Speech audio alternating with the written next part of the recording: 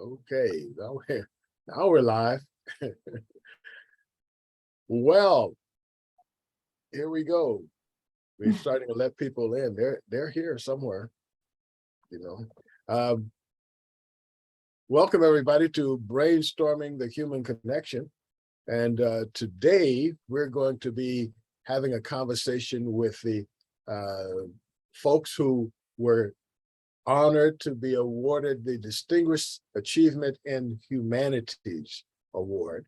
And we have with us, somewhere to keep bouncing around, Jane Taylor, and we have Michelle Vande Weerd, and yes, it's Vande Weerd. And we also have Marilyn Mendenhall. So we're going to talk really about what kind of activities that people have been engaged in that would cause them to be noticed by the Humanities Council, South Dakota Humanities Council, and then go on to be awarded the Distinguished Achievement in Humanities Award. And I was hoping Anne was going to be with us, and she may be on her way, so she could tell us a little bit about that award. Maybe Jessica's on. Jessica, would you be able to tell us something about the award, or should we wait? Or Jennifer, she's on too. Either one of you. Can you say something about the award and how you guys go into the selection process or anything like that, and what it means to the Humanities Council? I can give you guys a little bit of history, and then Jennifer, I don't know if you have anything you want to add about how we, seek out candidates and do this kind of selection process. Yeah, that would be so let me pull up some history for you. And you can also gather some of these details on our most recent blog post that went out this Saturday. We post blogs every Saturday.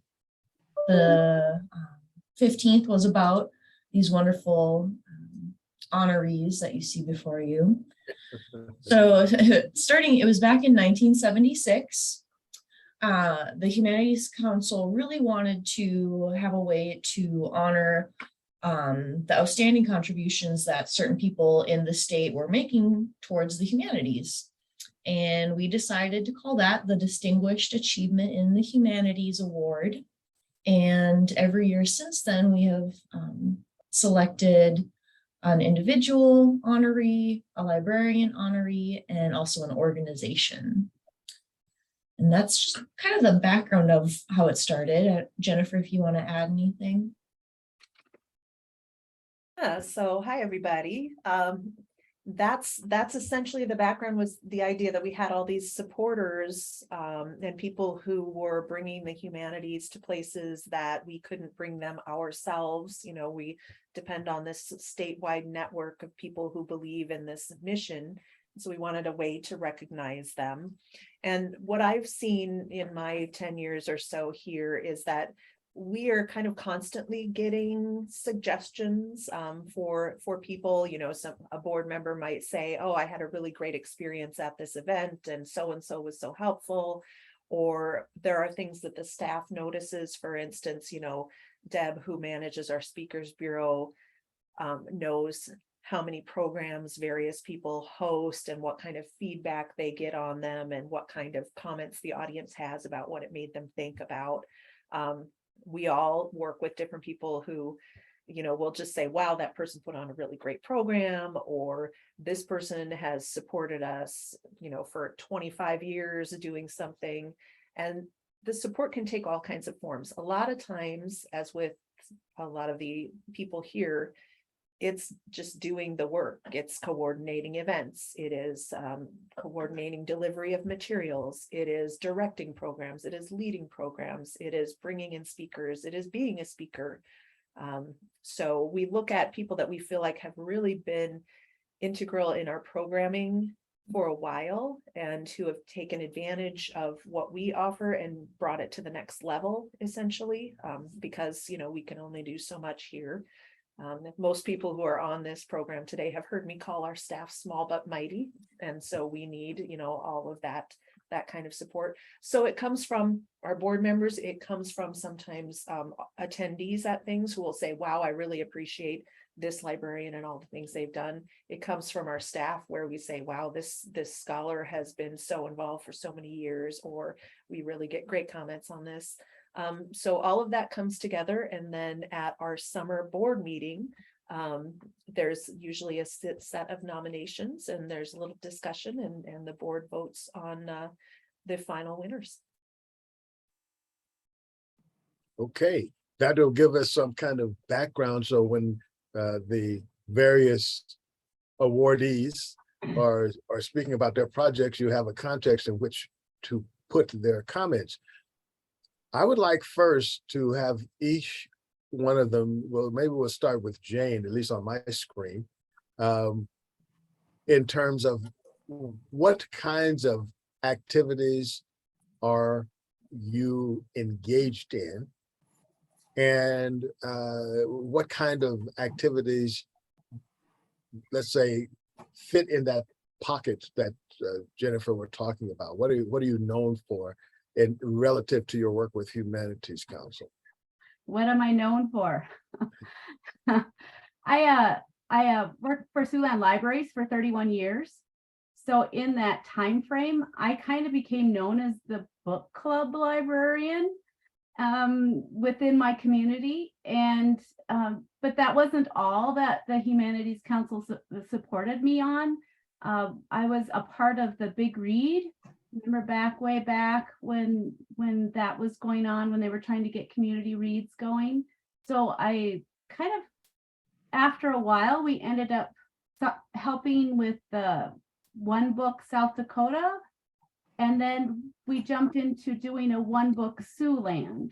So that became like the extra thing that we did for the humanities within Sioux Falls area to bring more literature to this area of South Dakota. That became pretty well known, and now we get national authors that come just to Sioux Falls to talk about their books. So that was a jumping off point from One Book South Dakota.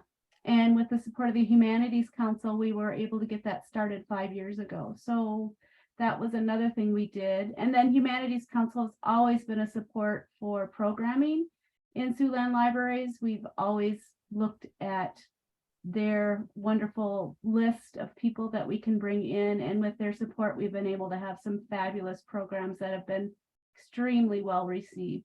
And being part of the adult programming team at Siouxland, that was such a godsend to have that support.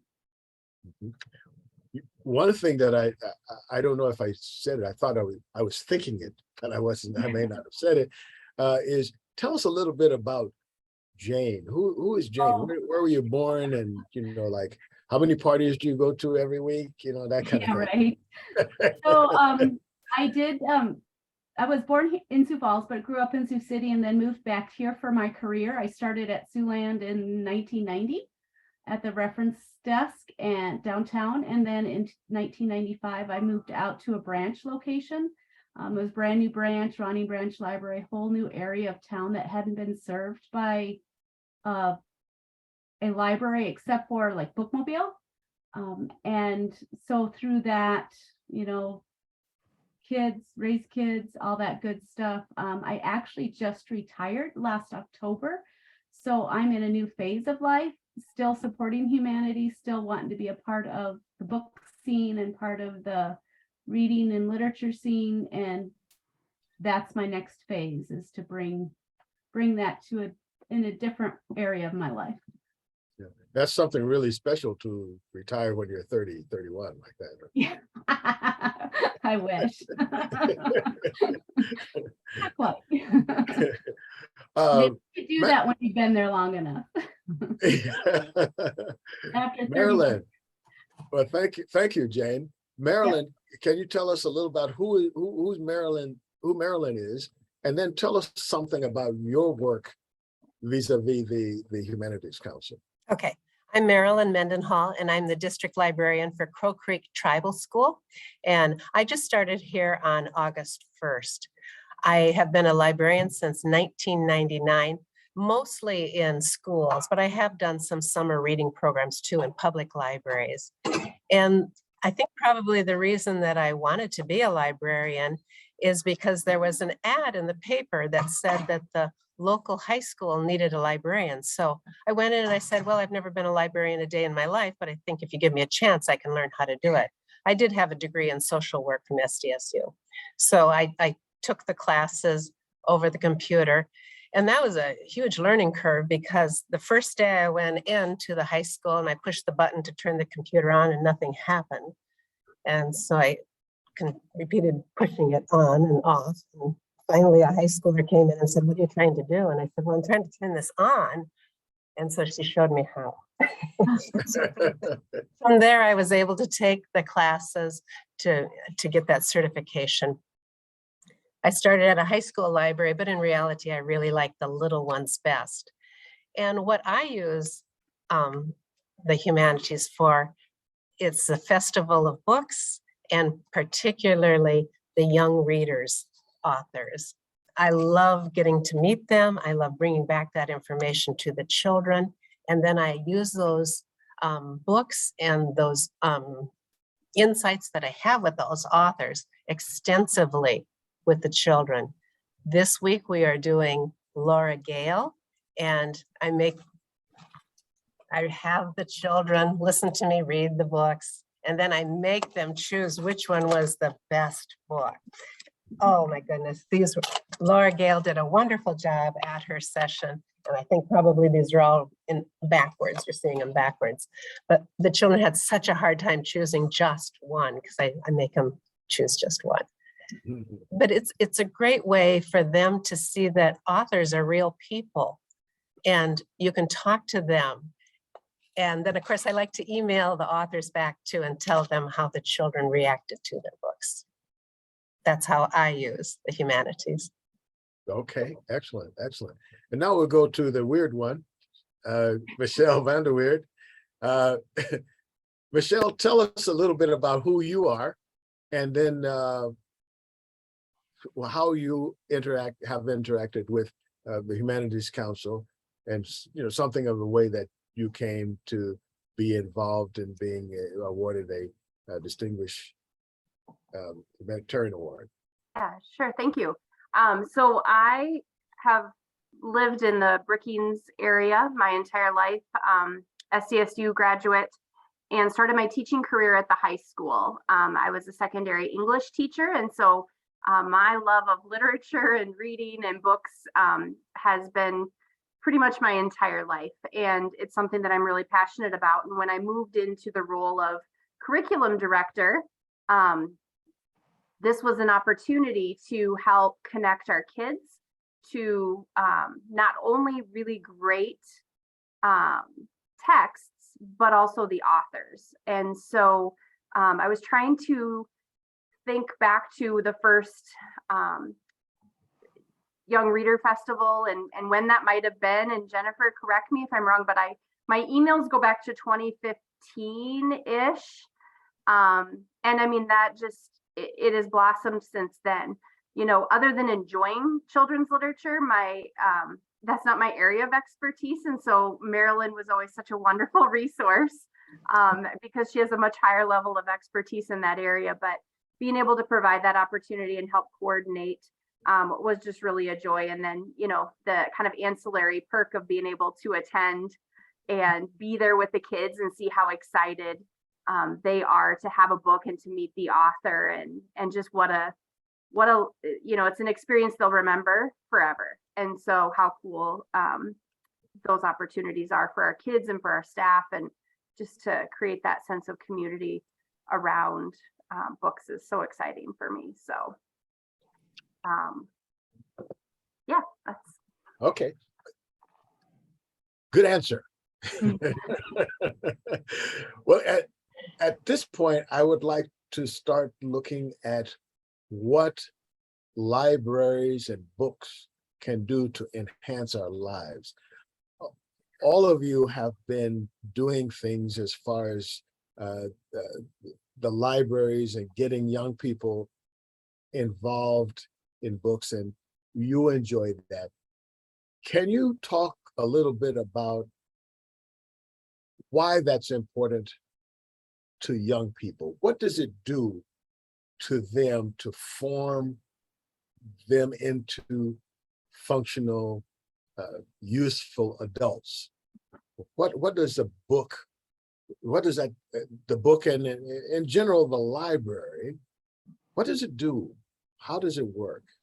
Can I speak just real quick first? Sure. Yeah. You can take your time too. As a public librarian, the thing that I see for young people is that empathy piece that they develop when they're connected to a book, and how that relates to their own interactions with peers and others. That is so important to have that social skill. And books from when they're 1 year, when you're reading to them when they're a baby to when they're even teenagers, that connection that they can make to somebody, a book that might connect them to somebody else, is how I see books and literature making the world a better place, is to teach those things, teach young people that stuff. Not, it's great to have the vocabulary and all that other stuff, but the empathy and emotional part, I think, is just the most important part. So I agree. Go ahead. I agree with Jane. What it does when you are reading to children and you have 25 children listening to you, you're building a community where we can explore things together. And then the next year they say, well, now remember in that book last year, and go on. I was so surprised when I was reading a book about Malala Yousafzai, and the next year, a little girl saw the picture of Malala on the front of a magazine, and it was the size of my little fingernail. And she was a first grader that year. In kindergarten, we had read about her, and the girl shrieked and said, look, it's that girl that you taught us last year. Yeah. Pretty incredible that she would remember it that long. The other thing that it does is it levels the playing field. I come from poverty, but we didn't know we were poor. But for whatever reason, mom and dad instilled in us the desire to read, and it levels the playing field. Now I can have those experiences that I can't go there and do that because I don't have the money. I can read about it in a book. Good.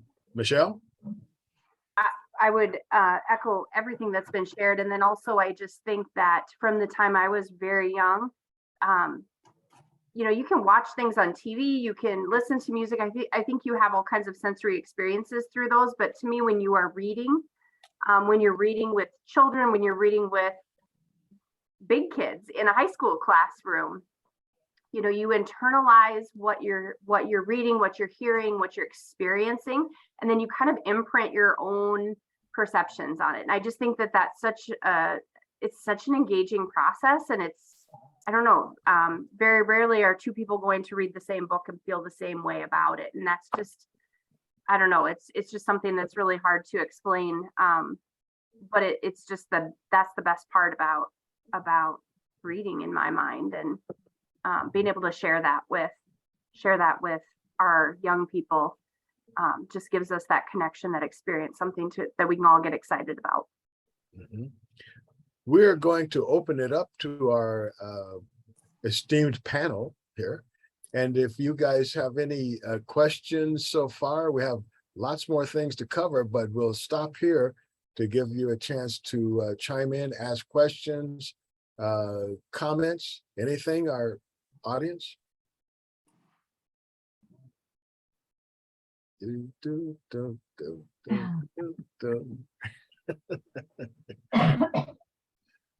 Well, keep thinking. I might jump in if you don't mind. Oh yeah, Lauren. go ahead. Just because Michelle was kind of going back and trying to remember, when did this whole Young Readers program start? And one of the reasons we did award the Brookings School District was because they were really a leader in helping us implement the Young Readers One Book program. And the very first one was 2014. And that was Kate DiCamillo's the Journey of Edward Tulane, but what's the word I'm forgetting? The miraculous journey. Miraculous, okay, thank you. The Miraculous Journey of Edward Tulane. And I have to say that came about through a bunch of kind of coincidences that the Candlewick Press, who publishes Kate, was sort of sending out feelers to see if there might be a chance to do a common read type program for children. And, you know, we had some discussions with educators about, you know, what book might work and how we would do it. And we really didn't know what it was going to look like or whether it would even work and whether we would continue it. Well, as it turned out, it worked incredibly. I mean, Kate DiCamillo is a rock star of the children's literature world. So we wondered after we started with her, where do we go from here? But the Brookings, that year, Brookings and Sioux Falls were the only two districts that received the books. It was our pilot program just to figure out how it was going to work. And we were just so thrilled. So both Marilyn and Michelle worked on, we need to get these books to the students. We need to see if there are ways that teachers can use them in classes. Marilyn has always been especially good about seeing, okay, who's coming to the festival? How can I work with these books in my library and the classes I teach? And I've been so impressed with some of the things she's done, even a book for 4th and 5th graders. She'll find a way to take parts of it and share it with 1st graders, and they'll learn some things about it and maybe be interested in it when things come later on. So just that support and the fact that, you know, I would, you know, write to Michelle and say, hey, we need to get these books out. And she'd say, I can pick up books. We can distribute the books. We can get the students there. We can take them to the festival. So that really was kind of something that helped make that just jump off the ground, not just get off the ground, but leap and then go forward until now we're in, I guess next year will be our 10th Young Readers One Book selection. And I can also tell you, I remember I think my first couple of festivals being in the makeshift office that we would set up at the Holiday Inn City Center. I remember that Jane would be volunteering and she would sit in the back. I mean, one time we had her cutting something out and making different labels or whatever needed to be done. She's like, fine, you know, she has all these skills. And it's like, well, what we really need is we need somebody to make these name tags. Yep. She'd go ahead and make the name tags. So, you know, that there's just so many little ways and big ways that people contribute to making all of these things happen. And it's just because they all have that passion for reading that you just heard them talk about. It just makes us able to share it with so many more people. So that's kind of part of where some of that background comes from.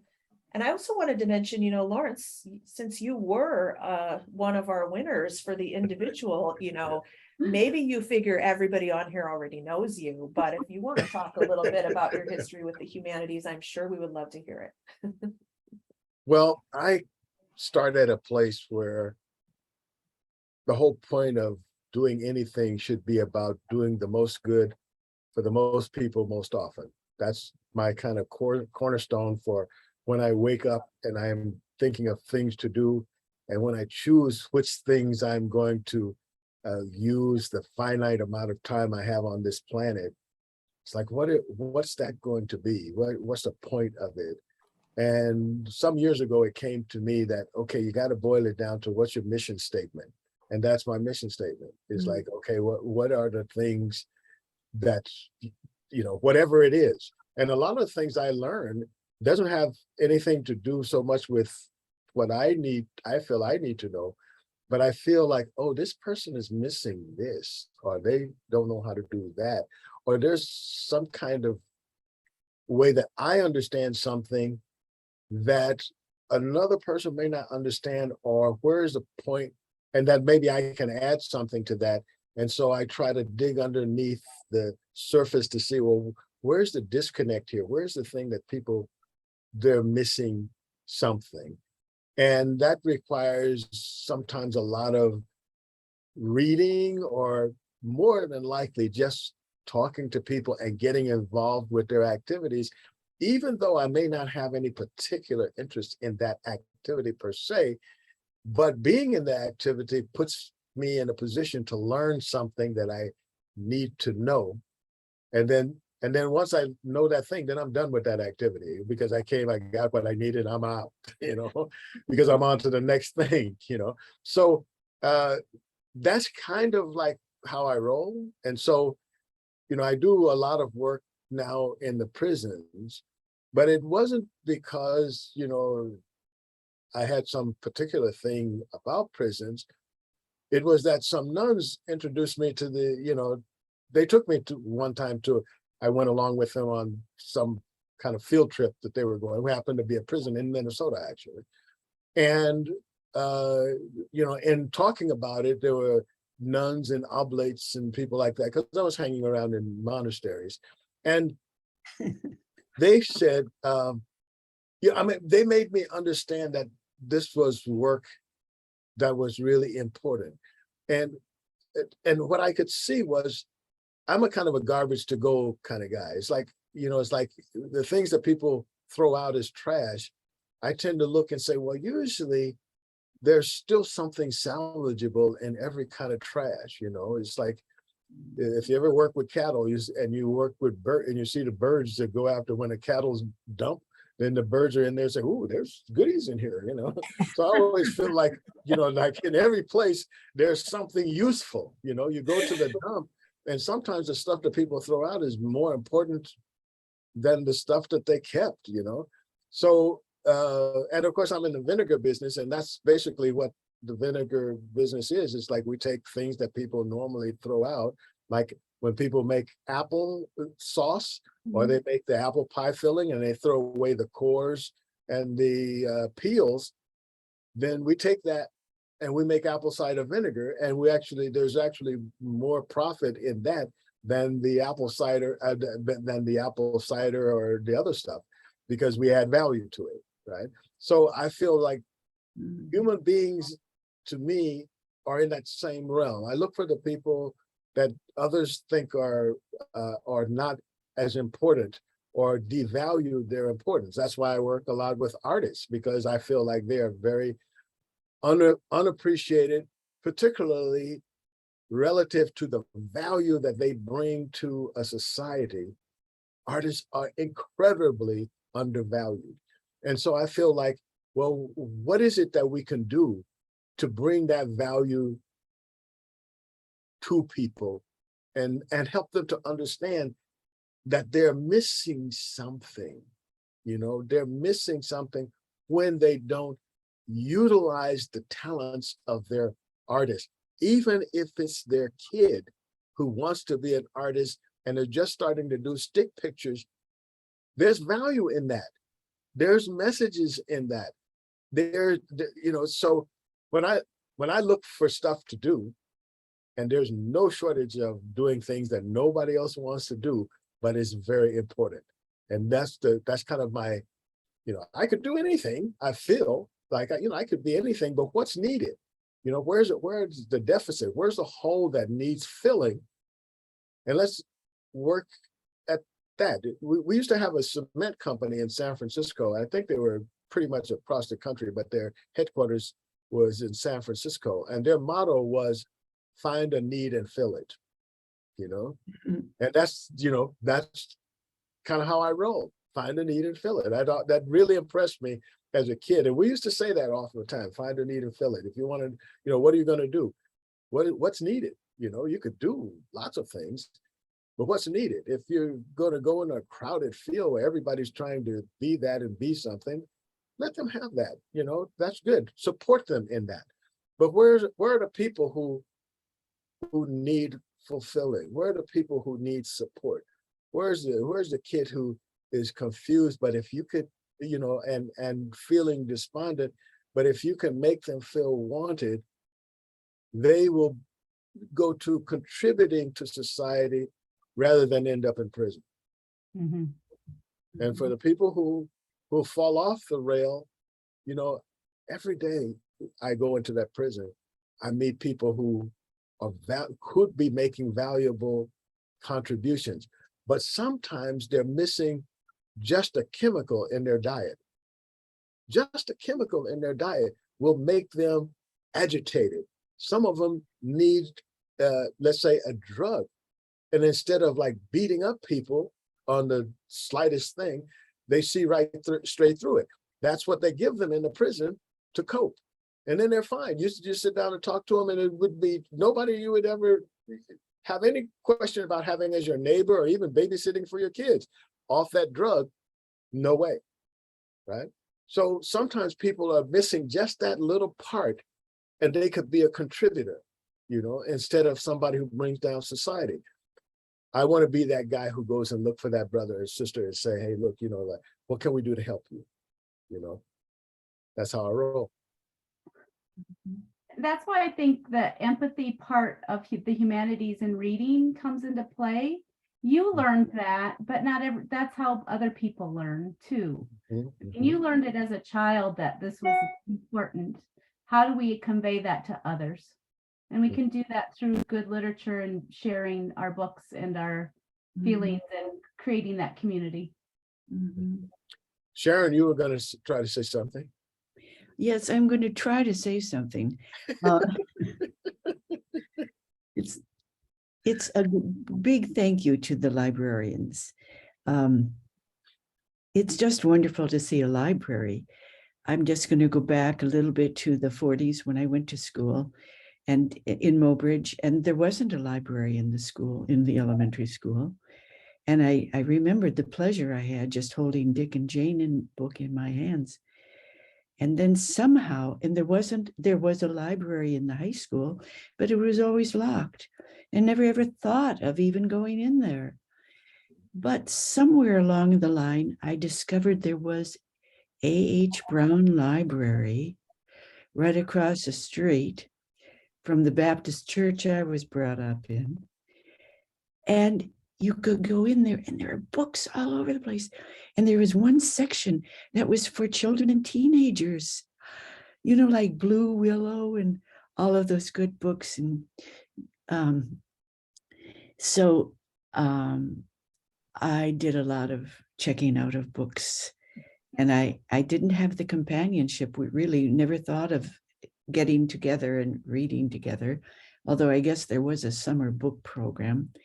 But if it hadn't have been for the library, because my background is totally non-literary and it's blue collar, and I don't know what I would have wound up with. I don't know. But anyway, thank you. I really appreciate the humanities and the work you do, and Lawrence, you too. Thank you. Thank you, Sharon. Well, I would like to get into expanding our understanding about what libraries do. As I have sometimes said on this program, when I first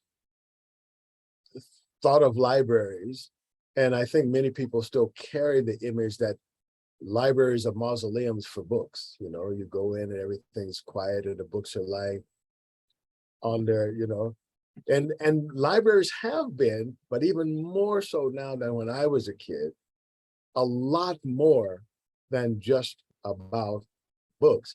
Historically, the books were actually, in some sense, were in the background. People came to libraries to have discussions and to learn about new ideas, often orally more than the books, because look, they were writing the books on sheepskins and stuff like that, and that was pretty hard to access.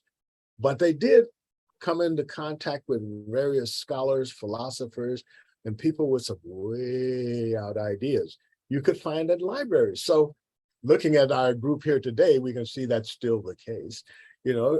What is it that we can help people to understand about what role libraries and books and that whole community of learners, how can that enhance our lives? Any of you? I go first from the public library's perspective. Sure. Sure. So I have been with public libraries for 31 years, and I did see a switch in the late 90s, early 2000s of looking outward, where librarians were more likely to go out into a community and do literacy book talks and, places that they might normally have not been, or a story time in the park or things like that. So as we've evolved, I think that outreach part has come to fruition. I see that in our own system here. I see it around the state where we'll get little blurbs about what our library is doing outside their walls. And being outside the wall has really helped us reach more people. Of course, we're still here with the walls, and we welcome all. And those discussions, those book discussions, those programs that happen within our walls, but now we can even expand further where we can have it both. We can have the best of both worlds. We can do a Zoom and an in-person together. We've actually expanded. We get people from all over the United States that will attend a program that they might not have attended before. So I think that whole libraries, what they used to be, is kind of blown out of the water now with what librarians are doing. Mhm. Mhm. Marilyn, Michelle, you have anything to add? Well, I see books as mirrors. They help us to see ourselves. They're also windows. We can see other people and how their lives are. And also sliding glass doors where we can take part in their world where we would never be able to go there and do that physically. Mhm. I Michelle? would, I would just add that, and of course, I'm incredibly biased to some of my very favorite librarians in Brookings, but I would just say that the amazing thing, and I really believe that in all industries in the world, librarians truly make every experience personal and accessible. I know that when our students go into our school libraries, they have somebody in there with a level of expertise who's going to meet that student where they are, help them find a book, help expose them to literature that they've probably never even considered. And it's just such a neat experience. And so I just think, that's really, it's just, there's no preconceived set of skills you have to have before you go into a library and find something to read. I think about my kids are very young and they go into the public library. That space is their own. That's like, it's not even a space for me, right? But it's just so exciting and they love it. That's their favorite place to go in town. And so I just think that it's people can come as they are and they leave with something far more valuable than when they came in. So One of the areas that I think many people underutilize, if they even know about it, is the use of librarians to find information, underscore reference librarians. And they're different, that's a specialty, I understand that, but I think in some sense, every librarian, if they didn't start that way, becomes kind of a reference librarian, but that part of the library system, I think, is under-recognized, sometimes not even recognized at all. And the reason I bring that up is because often the biggest problem for people is not answers, but questions. And especially when someone says, Google it, there's a very few phrases that irritate me more than somebody say, go Google it. And you realize if you don't know how to ask the question, Google can't help you. And talking to Google is a special talent. You think you can just put in this word and something happens, but that's because you settle. You didn't really get an answer. Usually you won't read past the second page. If you ever get to the second page, you say, oh, there's nothing there, even though there's a little thing that says 3,666,121 Viewers. pages that have come back. You don't read one. So the thing is, you really need, you actually need wetware. You know, you need a brain, not software, but wetware to figure that out. Talk to us a little bit about the potential for reference use as use of libraries and libraries to find answers to which you are not really quite sure how to formulate the question. How does that work? That's like, you have to ask you have a really good reference interview when that person comes up to the desk, and you start ferreting out information from them to narrow down exactly what their needs are. It's a skill that's taught in school when you go to library school, or, you know, it's not something that necessarily comes easily to people.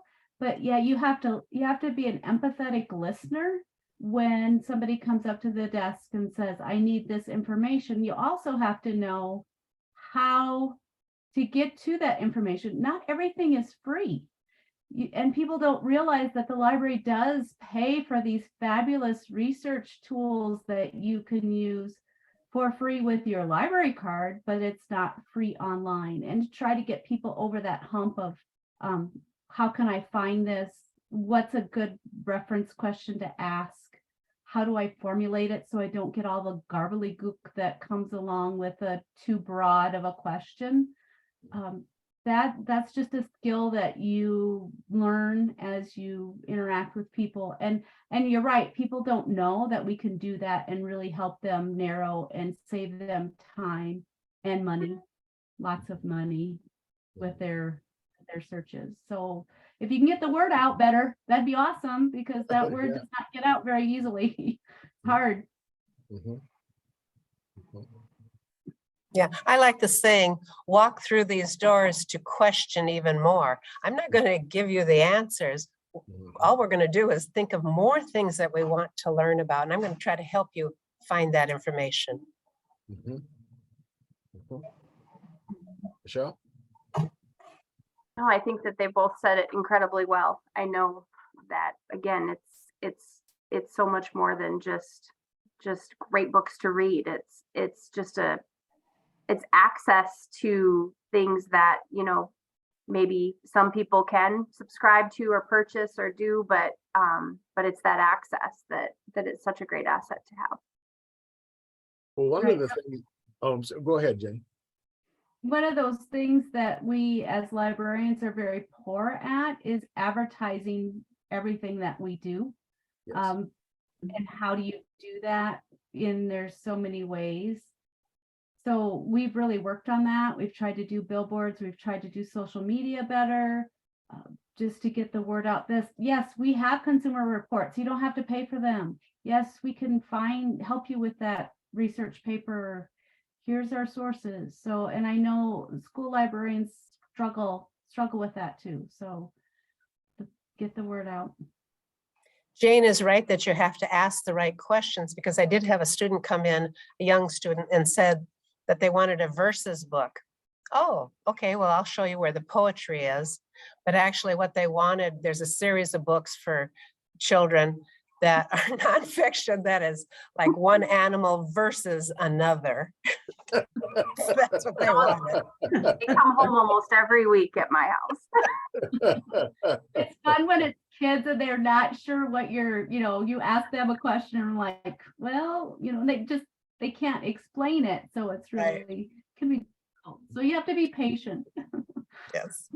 That brings to mind that it would be probably a useful course at some point in how to ask questions and how to formulate a question, because that's not easy to do. It's not in our DNA really we will have questions, but even in our minds, we are not completely sure exactly what it is, how to formulate the question right in, just for ourselves.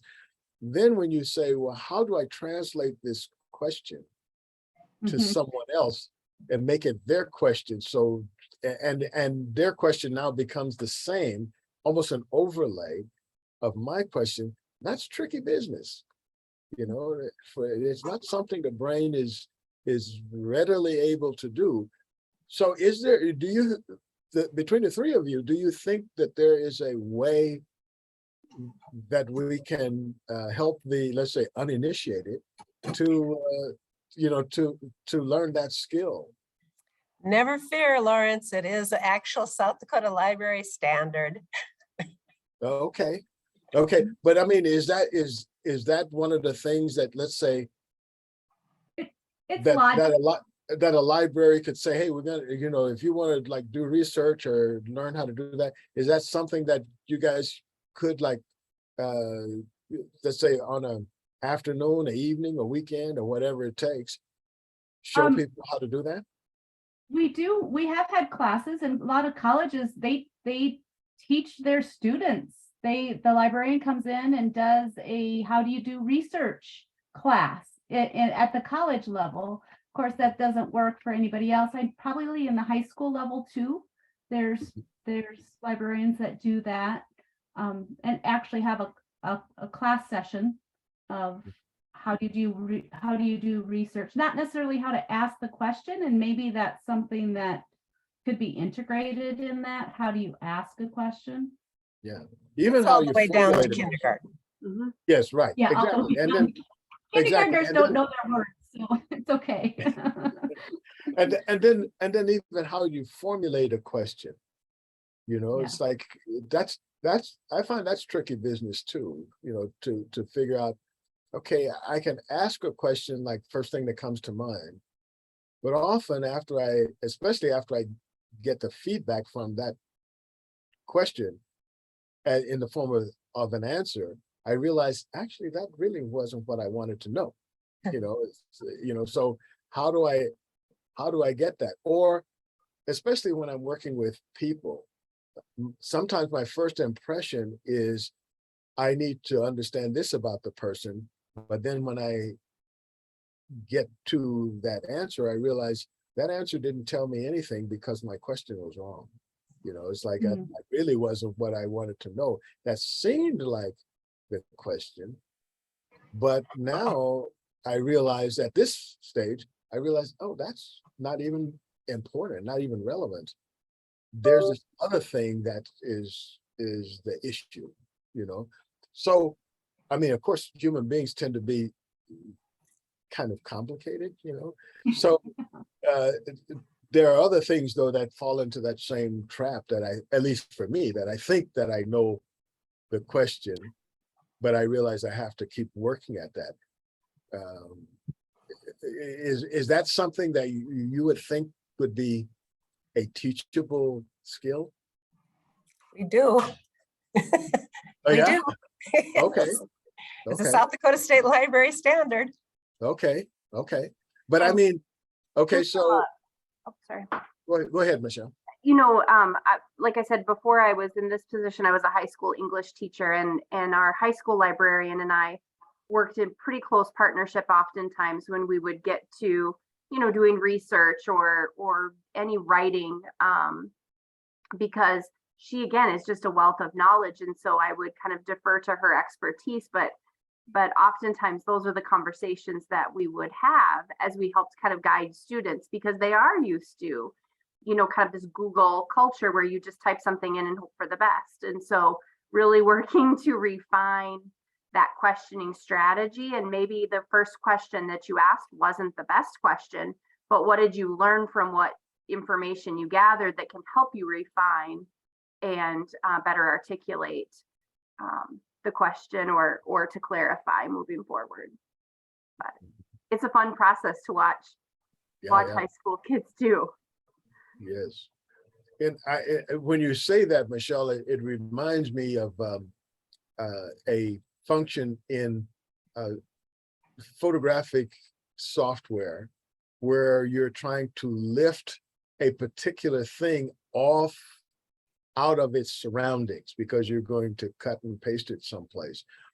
And finding the right questions is kind of like that. How do I separate the signal from the noise? How do I pull out the information that I want relative to all of the information that's out there?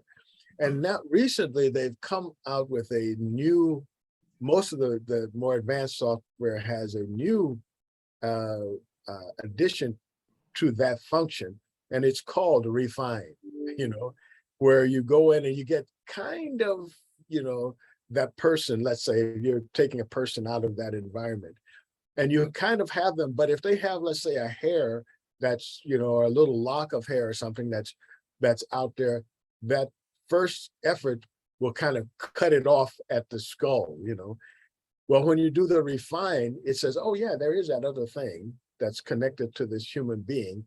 And now I can refine that. And now it looks more like, there's a hair that's, like that's coming down. Now you cut that hair out away from the background. So it seems like, learning to ask better questions is a kind of a process like that. How do you refine and refine so that I get closer to the nuances and of information that I need? And that's what a good librarian will do. Mm-hmm. They'll help you refine it. Mm-hmm. Great. Now let's turn for the 9 minutes or so we have left here to what do you see as something going forward that libraries can do to enhance our humanity, to make us, to help people to be better humans? What kinds of things do you see the libraries and books and that whole, libraries in general, books in particular, can do towards that?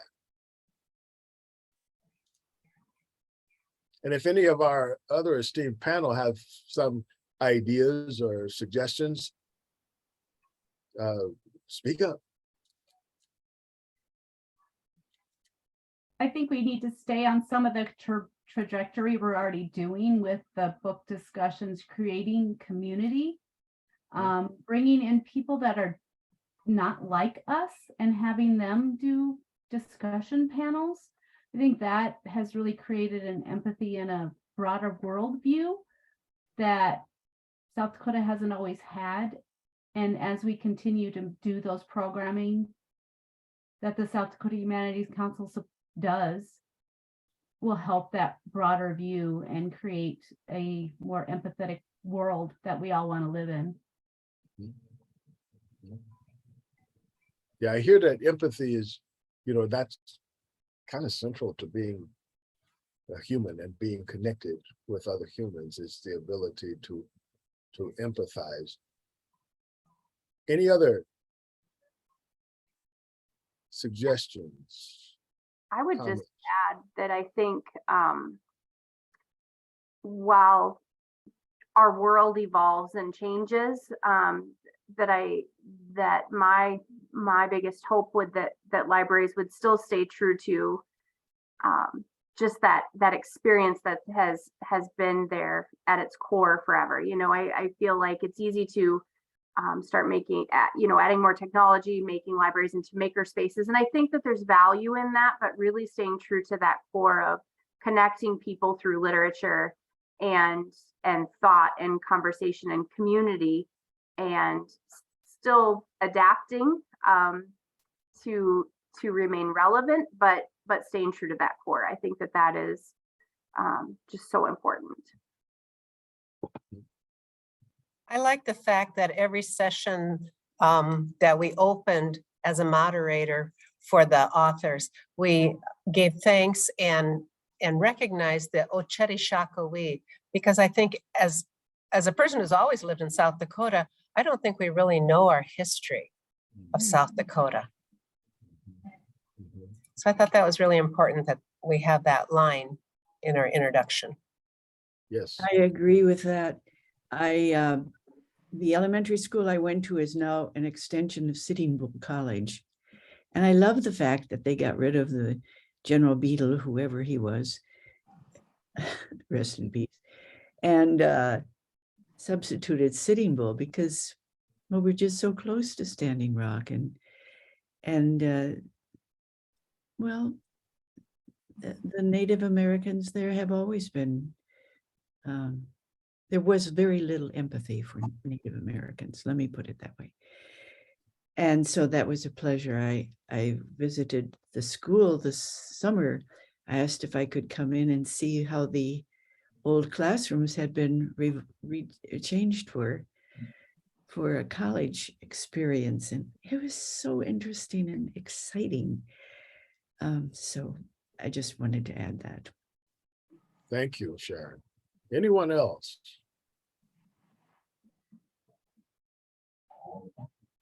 Well, hearing none, uh, I would like to see the libraries in all of us, not just the libraries, but all of us, start to create community.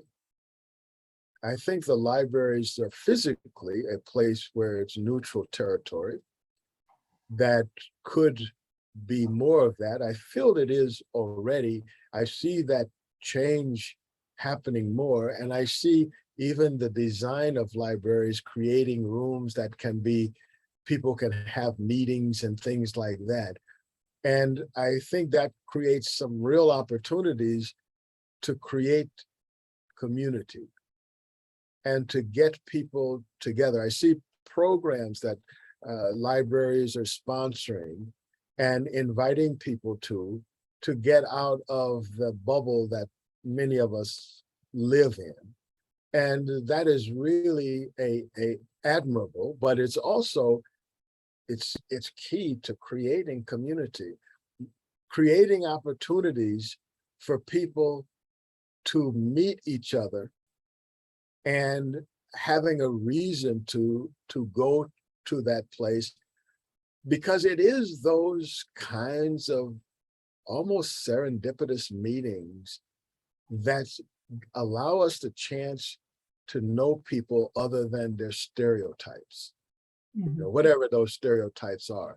It gives us that one chance to be in a place where people can see us in some other light than in a magazine article, and they can see others in a light other than whatever stereotype they had. And in the process of that, I think all of us change. All of us, because of that interaction with people that we didn't know.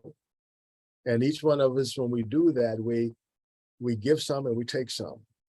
You know, it's almost like a crime scene where the criminal can't do anything unless they leave a hair behind, you know, or a skin sample or some, or, you know, like even dead skin has DNA attached to it. So if he goes like, there's your evidence right there, you know. So when you interact with people, no matter what it is, you know, who they are, you take some of them and you leave some of yourself with them. It just can't be helped. If no other reason, you've shared history, you know.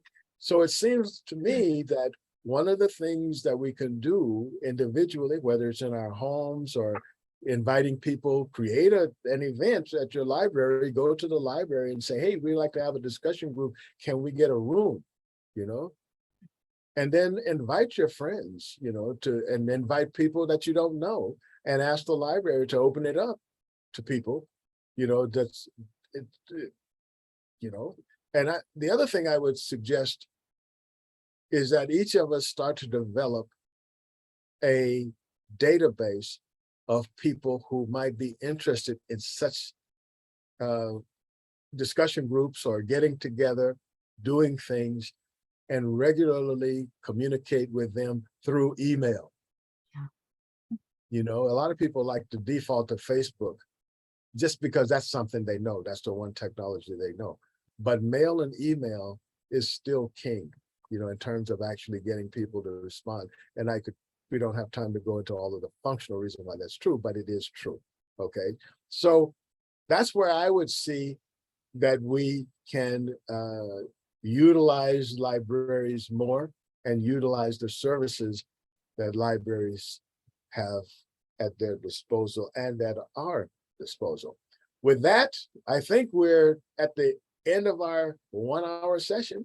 And thank you, Jane, Marilyn, Michelle, And you know, you're not as weird as your name suggests, you know. So you might have to change your name, you know. Okay, thank you everyone for showing up, and we'll see you next week, same time, same station.